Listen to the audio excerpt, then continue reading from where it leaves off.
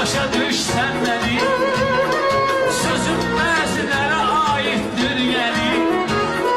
İndi pulun varsa sevirlər səni, təmiz sevgi azdı bu zamanədə. Ne korkum var bağlamışam kemerimi, ne korkum var bağlamışam kemerimi. Toz tozama eyleyirəm şəhərmi, kaldırıram hərdən işi təşərmi. Polislər də qışqırırlar xəbərmi. Oğlana bax kindən fan eyleyir, oğlana bax kindən fan eyleyir. Alım bugün canla bunun dərsəni, istəyirəm bundan yazım ərzəni. Kəmər bağlı bağla ne bağam mirzəni, ne kiş deyir uyan bu yan eyleyir, ne kiş deyir uyan bu yan eyleyir.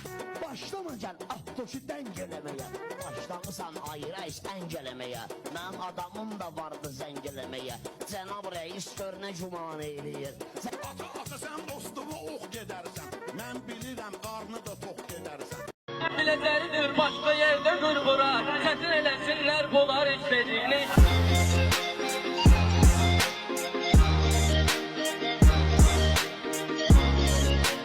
Eşitməyinsə kardı bu var, güya ki yaxşı sənətkardı bu var, güya ki yaxşı sənətkardı bu var. Pulla da qabağa gedən vardı bu var, sənətinin hesabına yox qabaqdadır, sənətinin hesabına yox qabaqdadır.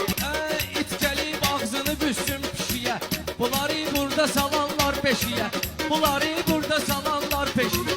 Kişilər baxıllıq etməz kişiyə, qabaqda dursa pis o qabaqdadır, qabaqda dursa pis o qabaqdadır.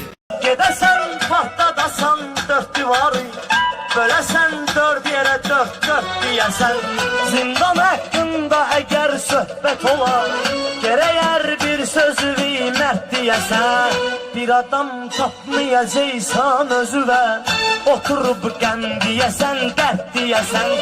Deyəcək dərd divara, dört divara, orada tale